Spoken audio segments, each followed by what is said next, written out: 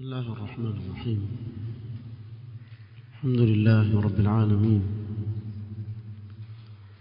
والصلاة والسلام على رسوله الأمين محمد وآله وصحبه أجمعين، أما بعد. leo ikiwa ni tarehe 8 mwezi wa Safar mwaka 1445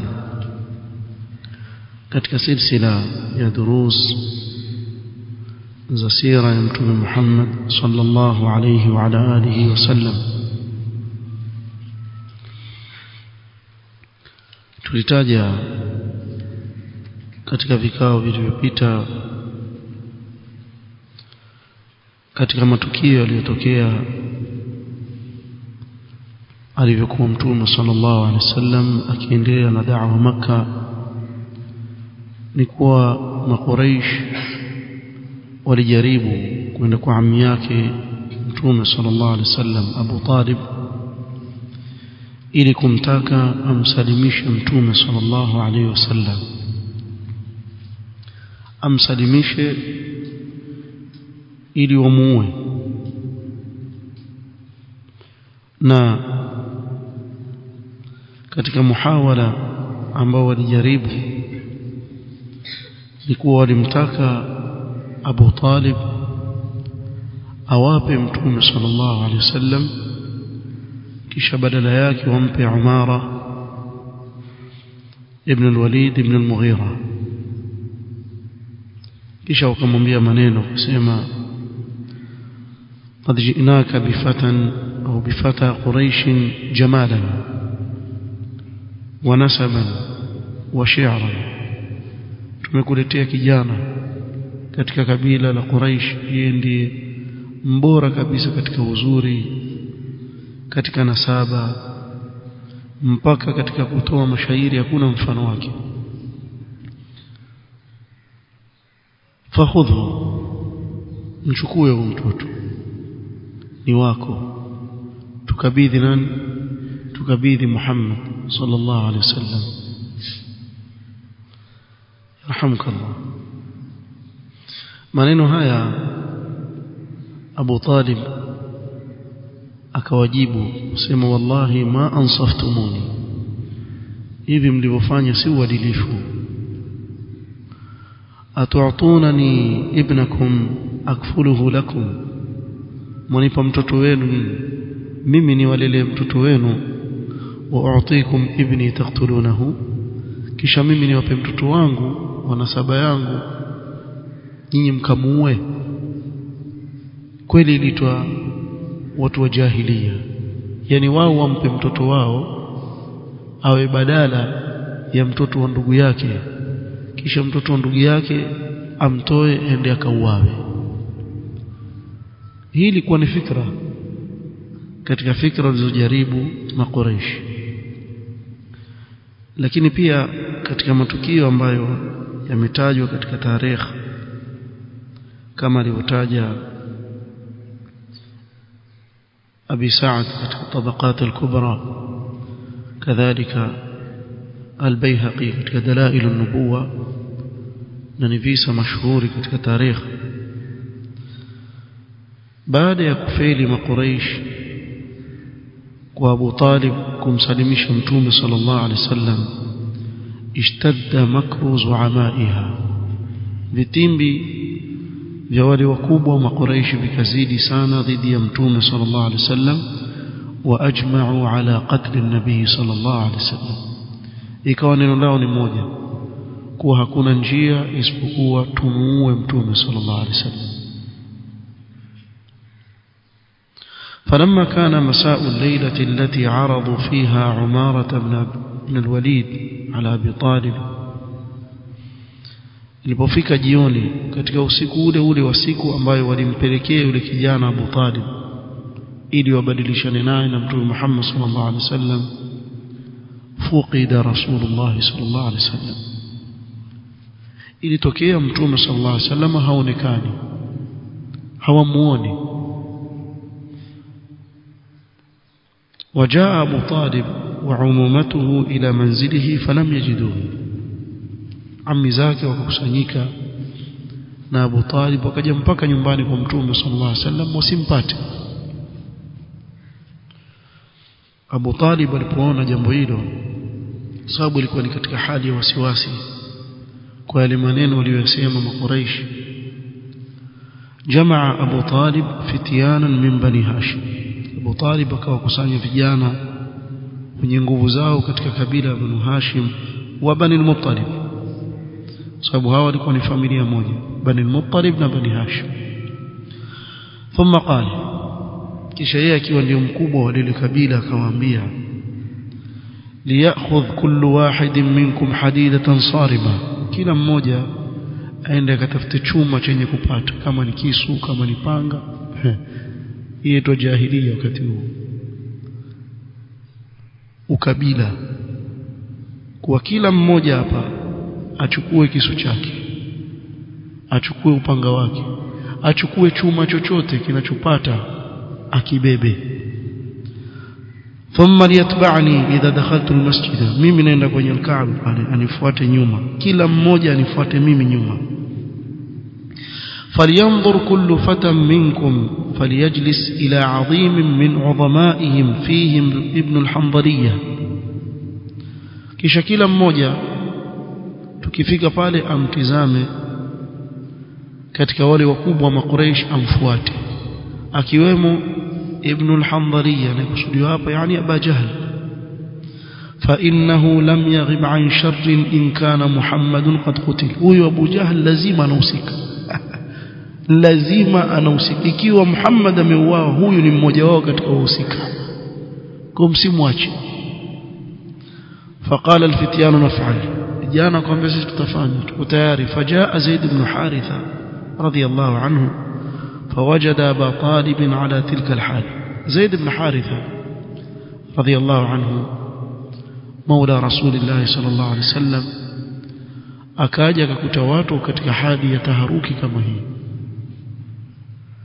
فقال يا زيد أحسست ابن أخي, Abu Talib akamwambia Zaid, umemtafuta ukampata mtoto ndugu yangu mahali? قال نعم كنت معه آنفا, kumbe Mtume sallallahu alaihi wasallam yuko, sema mimi ndikuwa naye sasa hivi yuko salama. فقال أبو طالب لا أدخل بيتي أبدا حتى أراه, mimi siingii nyumbani kwangu mpaka nimuone, nataka kumuona Mtume sallallahu alaihi wasallam. Pamoja na kuwa Abu Talib hakuwa Muislamu, bali alikufa katika kufuru, lakini kilichombebea yeye kuwa namna hii ni hamia qabiliya, kwa sababu ni mtoto wa ndugu yangu, kabila langu, basi nitamnusuru. فخرج زيد سريعا حتى أتى رسول الله صلى الله عليه وسلم وهو في دار الأرقم. زيد كجنبيه كمتوم صلى الله عليه وسلم akiwa katika nyumba ya al-Arqam ibn Abi al-Arqam radiyallahu anhu, ومعه أصحابه يتحدثون, ولما صحابه ومتوم صلى الله عليه وسلم وزنغمزا. فأخبره الخبر, akampa habari zinazoendelea kule. فجاء رسول الله صلى الله عليه وسلم إلى أبي طالب فقال, Mtume صلى الله عليه وسلم akaja mpaka kwa Abu Talib. Abu Talib akamwambia, ya ibn akhi aina kunta, akunta fi khairin, wewe ulikuwa wapi? Ulikuwa katika hali nzuri, uko salama? قال صلى الله عليه وسلم نعم. قال ادخل بيتك, aingia kwako, nenda nyumbani. فدخل رسول الله صلى الله عليه وسلم, na hapa ndio akapata utulivu Abu Talib. Mtume صلى الله عليه وسلم akaenda nyumbani. فلما أصبح أبو طالب, jambo alijesha Abu Talib siku ya pili yamka, غدا على النبي صلى الله عليه وسلم فأخذ بيده فوقف به على أندية قريش, akamshika mkono Mtume sallallahu alaihi wasallam, akaenda mpaka vile vikao vya Quraysh wanapokaa katika saha ya al-Masjid al-Haram. ومعه الفتيان الهاشميون والمطلبيون, akawachukua wale vijana katika Banu Hashim na Banu al-Muttalib vile vile kama jana usiku, akaja na wao pamoja na Mtume sallallahu alaihi wasallam. فقال يا معشر قريش, hal tadruna ma hamamtu bihi, sankubwaga vitisho. Enyi kundi la Makuraish, wajua jana alikuwa anataka kufanya nini? Qalu la, hawana habari yote, hatujui. Fa akhbarahum al-khabara, akawapa habari ya yale waliokuwa wamenuia kuyafanya jana yake. Waqala lilfityan ikshifu amma fi aydikum, hebu watoleeni kile kilicho katika mikono yenu. Maana aliwaambia wabebe ile chuma, kila mmoja abebe chuma mkononi kinachopata. Maana yake bebeni visu na mapanga. Bebe chuma, sio beba chuma una chuma za mashumbe zile za kokota, visu na mapanga. Toeni hivyo ndivyoambia mbebe. Fakashafu fa idha kullu rajulin minhum ma'ahu hadidatun sarima, kila mmoja mbeba chuma chapata kisawasawa. Faqala wallahi law qataltumuhu ما بقي منكم أحدا حتى نتفانى نحن وأنتم. يعني لو kama mngemuua huyo hapa kusingebakia hata mtu mmoja, tungeenda na nyinyi nyote, tungeuana hapa, ni sisi ama nyinyi. Na haya maneno ameyazungumza kama kuwapa salamu na Quraysh, kuwa msijaribu kumkaribia nani? Mtume Muhammad sallallahu alaihi wasallam. fankasara alqawm, ule ukali wao na nini wakavunjika moyo sana, wakajua hapa hakuna tamaa ya kumkaribia mtume sallallahu alaihi wasallam. Na katika wale ambao walipata dhiki, wakana ashadduhum inkisaran Abu Jahl la'anahu Allah, yeye ndiye alikuwa amevunjika moyo katika wote, Abu Jahl. Hili ni tukio katika matukio ambayo yalitokea katika kujaribu kumuua mtume sallallahu alayhi wa ala alihi wasallam.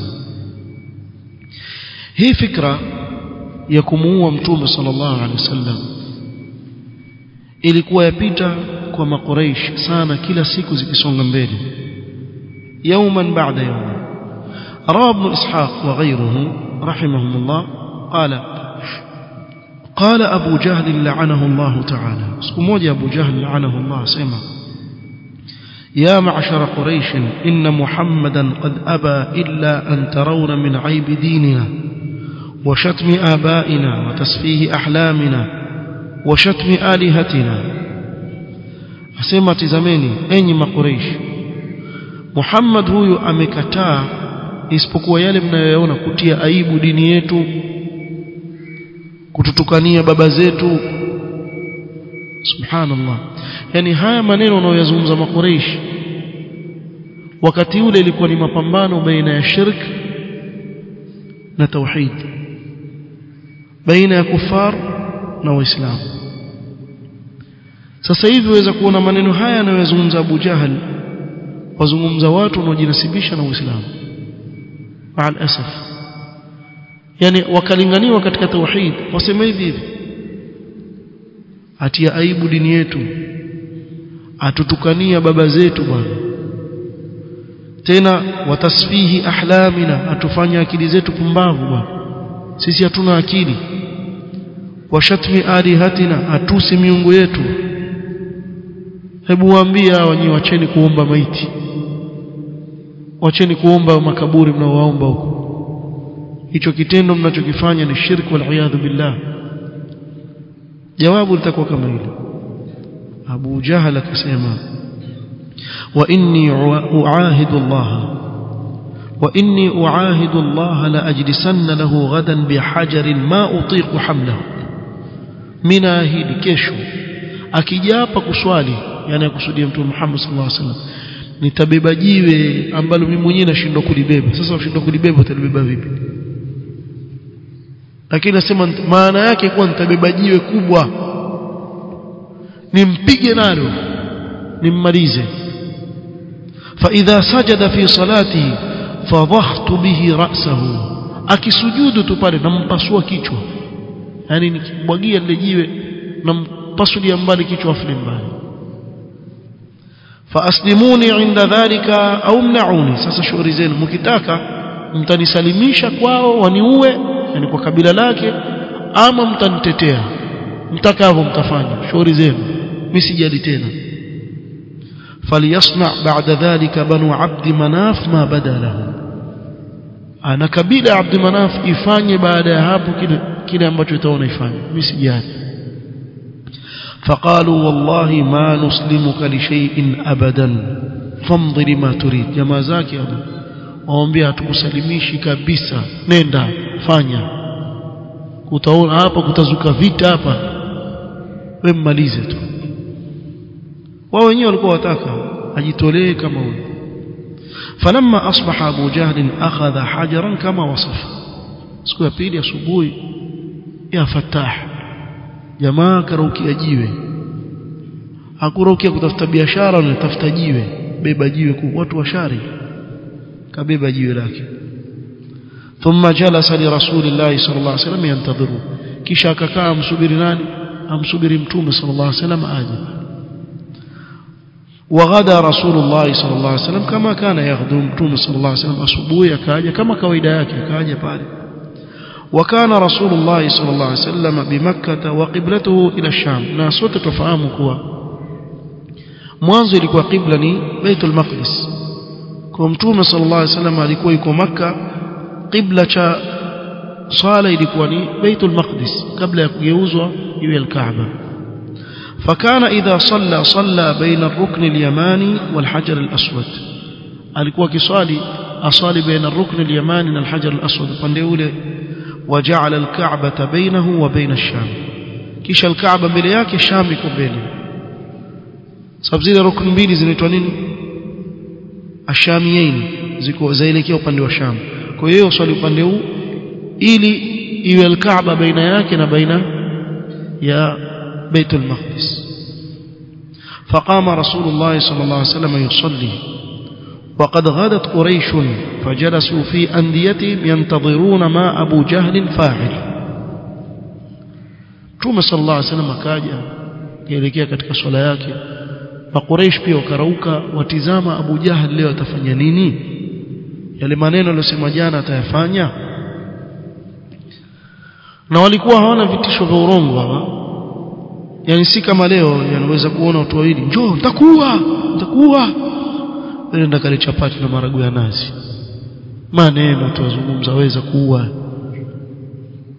hawa walikuwa hawasemi ujinga ati mimi nitaua kisha mbele za watu ni aibu kwake akisema nitaua kisha siue yani akili zao zilikuwa hivyo si maneno tuwazungumza kwa wale wajua kuwa leo Abu Jahl atafanya tukio leo tena mbele za watu wametangaza bila kujali kwa hiyo wakaja na wao watizama utatokea nini na kile atakachokifanya falamma sajada rasulullah sallallahu alaihi wasallam ihtamala Abu Jahl alhajar mtume sallallahu alaihi wasallam kweli aliposujudu Abu Jahl akabeba jiwe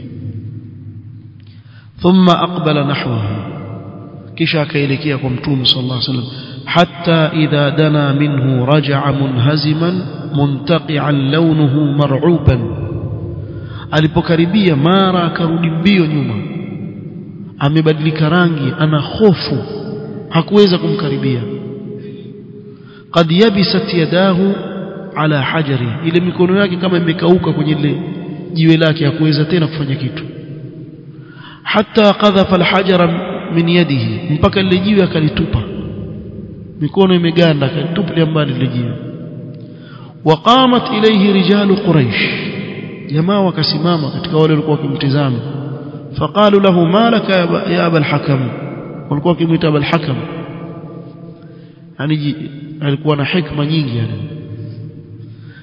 na mtume sallallahu alayhi wasallam akamuita yule ni Abu Jahl si aba al-hakam hana hikma Abu Jahl kwa sababu zile hikma zake hazikumuelekeza yeye katika kuifuata haki na alikuwa iweijua una nini baba mbona kuna nini mbona urudi nyuma qala qumtu ilayhi li af'ala bihi ma qultu lakum al-bariha wallahi nimesimama pale nia yangu nitamfanya vile nilivyowaahidi jana falamma danawtu minhu 'arada li dunahu fahlun min al-ibil nilipomkaribia mara likanitokea mimi ngamia dume bwana latisha kweli kubwa. la wallahi ma raaitu mithla hamatihi wala mithla qasaratihi wala anyabihi li fahl qat. wallahi sijawahi kuona ngamia anabichwa la kutisha na shingo kubwa ndefu na ana meno ya kutisha kama huyo, sijawahi kuona. fahamma bi an yakulani, akakaribia kama yotaka kumtafuna yule ngamia. قال ابن إسحاق فذكر لي أن رسول الله صلى الله عليه وسلم قال ذلك جبريل عليه السلام لو دنا لأخذه. yule alikuwa ni Jibril alayhi salam, lau angekaribia angemchukua na kummaliza. Hivi ni baadhi ya visa au baadhi ya matukio wanaotaja katika yale yaliyojiri wakati Mtume sallallahu alaihi wasallam wakinuia makuraish katika kummaliza. Hili jambo lilibaki kwa makuraish kwa muda mrefu sana, na bado tutaendelea kuzungumza huko mbele mpaka ikawa ni sababu Allah subhanahu wa ta'ala akamwamrisha mtume wake sallallahu alaihi wasallam aondoke kuelekea Madina, kwa sababu hamu yao kubwa ilikuwa ni kumuua mtume sallallahu alaihi wasallam. awwalu man salla sayfan fi sabilillah, nitamalizia na kumzungumzia mtu wa kwanza aliyetoa upanga fi sabilillah. Pengine tuweza kuona upanga ulianza kuanzia Madina. Ni kweli jihad fi sabilillah iliruhusiwa kuanzia wakiwa Madina, lakini kuna tukio lilotokea Ibn Abi Shayba katika musannaf yake na Imam Ahmad katika fadail as-sahaba بسند صحيح لكنه مرسل لكنه يتقوى إلى درجة الحسن لشواهده. عن عروة بن الزبير رضي الله عنه قال إن أول من سل سيفا في سبيل الله الزبير. mtu wa kwanza aliyeutoa upanga katika njia ya Allah ni Az-Zubair ibn Awwam. mtu wa kwanza aliyeutoa upanga. نفح نفحة نفحها الشيطان أخذ رسول الله صلى الله عليه وسلم. kulienea uvumi, shetani ameeneza uvumi kuwa mtume sallallahu alaihi wasallam amechukuliwa akauawa. فخرج الزبير يشق الناس بسيفه.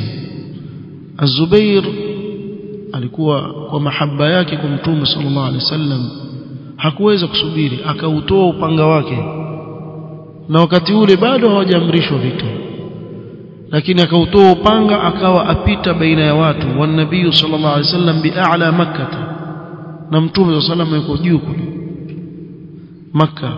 falaqiya an-nabiy sallallahu alaihi wasallam, mara kamkuta mtume sallallahu alaihi wasallam yuko hai. faqala sallallahu alaihi wasallam ma laka ya Zubair, una nini ewe Zubair? qala ukhbirtu annaka ukhidhta, nimepewa habari kuwa umeuawa, na ningemjua huyo alikuwa mfano ingelikuwa ni kweli, ilikuwa leo nammaliza. qala fasalla alayhi wa da'a lahu wa li sayfihi, mtume sallallahu alayhi wasallam akamuombea dua kwa hivi alivyojitolea katika kumnusuru, na akamuombea yeye na upanga wake. na hili katika yale matukio ambayo yametokea, katika matukio muhimu yaliyotokea katika wakati huu Islamu Hamza ibn Abdul Muttalib radhiyallahu anhu. wakati umesonga, lakini wacha nieleze kwa kifupi. kuna watu wawili inshallah taala nitakatuwaeleze ambao kusilimu kwao Allah alijalia ndio sababu ya Waislamu kupata izza. wa kwanza ni Hamza ibn Abdul Muttalib ambaye ni ammi yake mtume sallallahu alaihi wasallam, na wa pili ni Umar ibn Khattab radhiyallahu anhu wa arda. lakini nitajaribu leo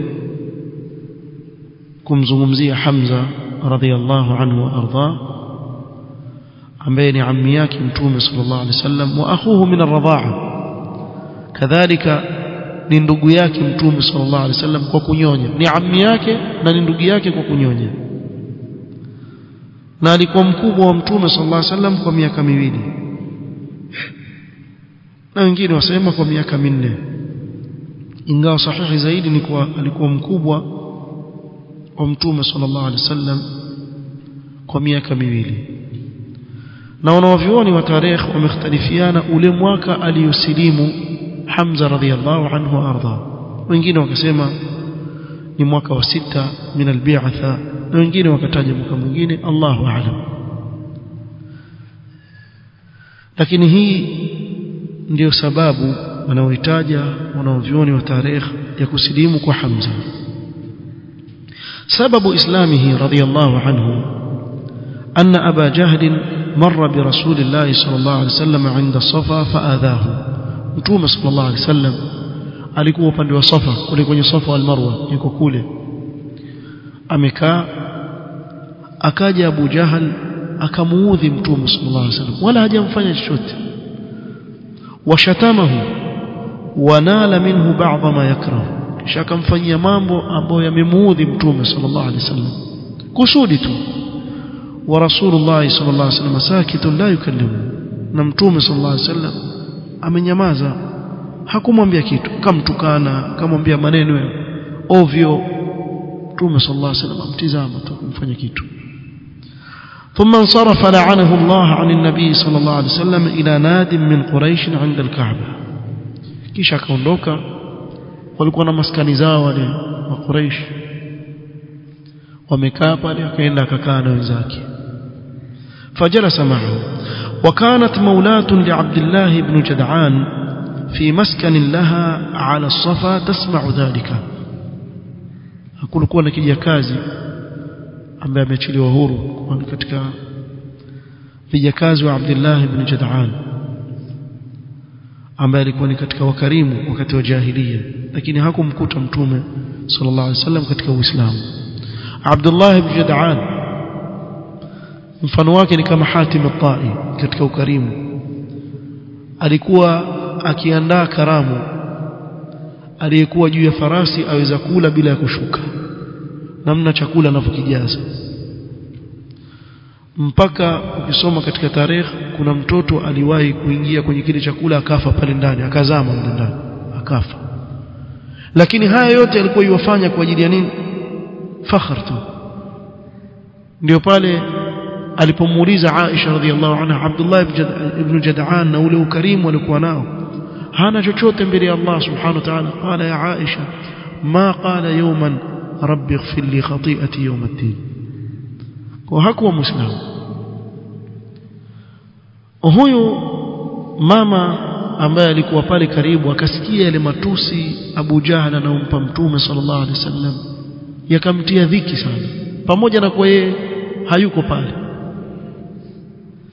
فلم يلبث أن أقبل حمزة رضي الله عنه متوشحا قوسه راجعا من قنص له mara kipindi hivi akaja Hamza alikuwa mwindaji ambeba uta wake mishale yake akaingia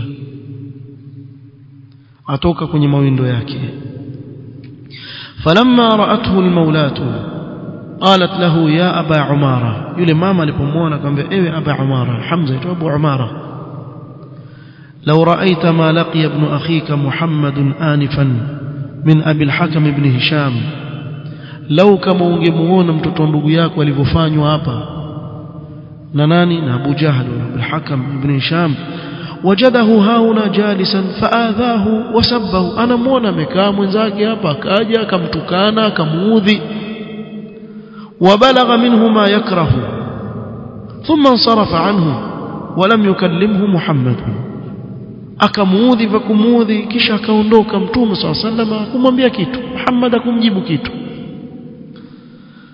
Hamza alikuwa ni kijana ana hamasa sana katika vijana wote wa Bani Hashim hakuna mfano wake katika ile izzatu nafsi alikuwa nayo na akipandwa na hasira hili jambo likamchoma si kwa sababu kuwa yeye ni Muislamu mtoto wa ndugu yangu afanywe hivyo angoja fahtamala Hamza radiyallahu anhu alghadab lima arada Allah bihi min karamatihi.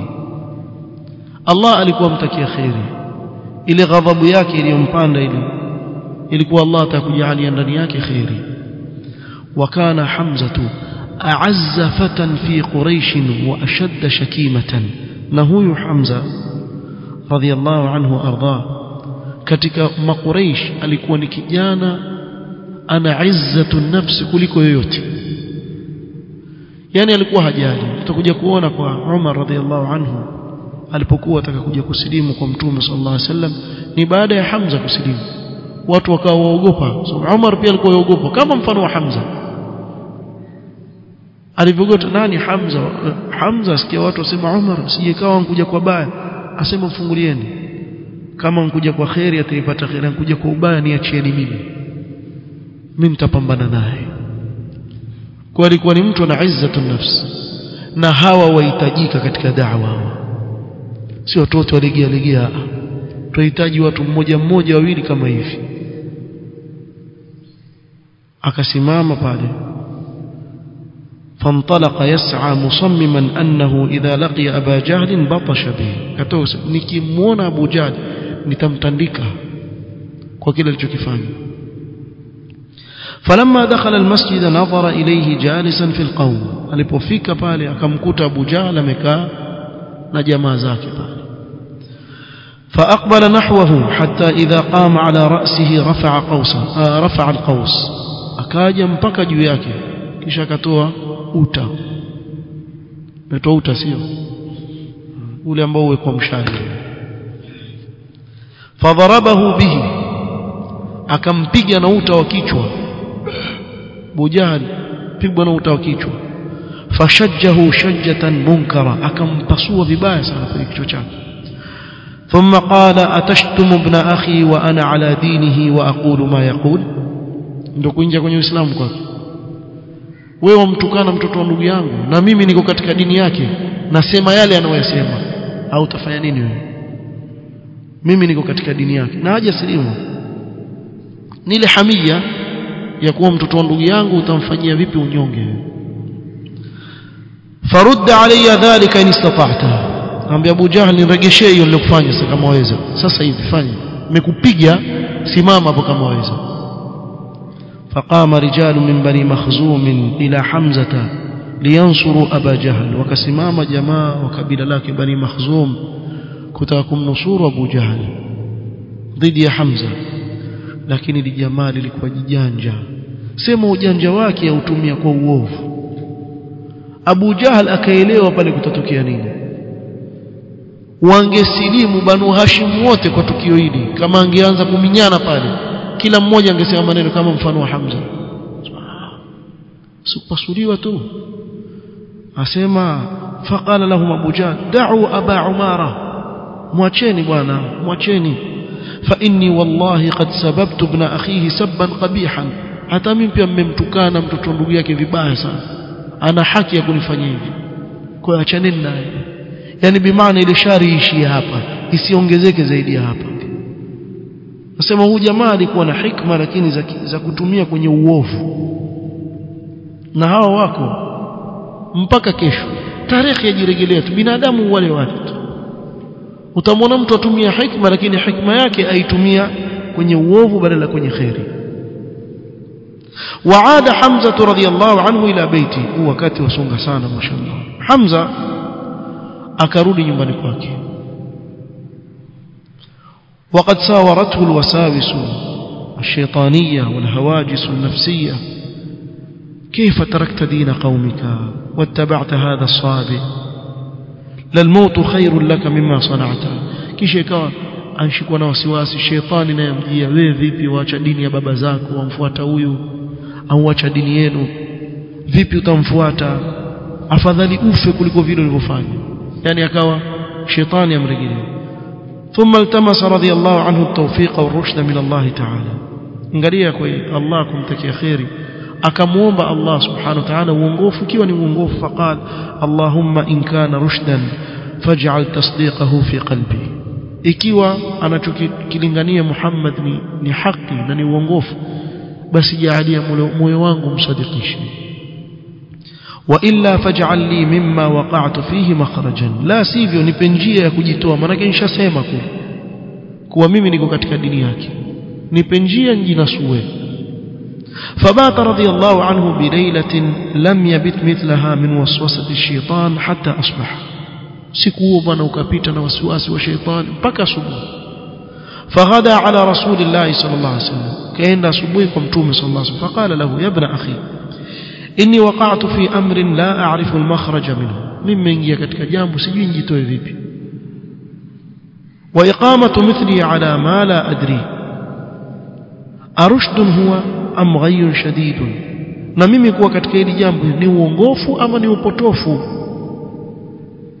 na hii yaonyesha akili waliokuwa nayo watu wale subhanallah yani hakuruka moja kwa moja nitaka kujua ni uongofu ama ni upotofu na wewe ni mtoto wa ndugu yangu hebu niambie hebu nieleze kuhusu mambo yako unayolingania فأقبل عليه صلى الله عليه وسلم فحدثه بحديثه الذي ينير القلوب Mtume sallam akamzungumzisha maneno mazuri anayozungumza kila siku yanayotia nuru katika nyoyo wayatma'innu an-nufus au yutam'inu an-nufus ويذهب ظلمات الشك والوساوس فذكره وبشره وأنذره فثبت الله سبحانه وتعالى الإيمان في قلبه يعني maneno alipomwambia akampa mawaidha akamuonya akambashiria Allah akaithibitisha iman katika moyo wake فقال رضي الله عنه أشهد إنك لصادق من الشهودية كوين مكويد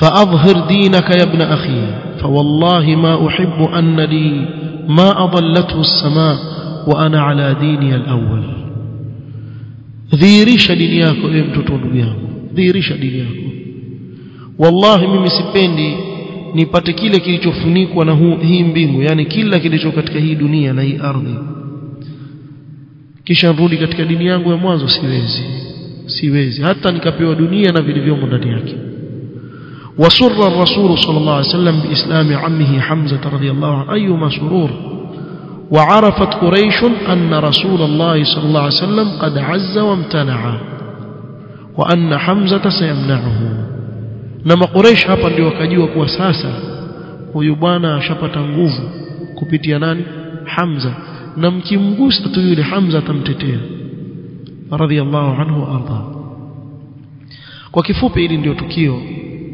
na ndio tukio mashuhuri namna alivyosilimu Hamza radhiyallahu anhu arda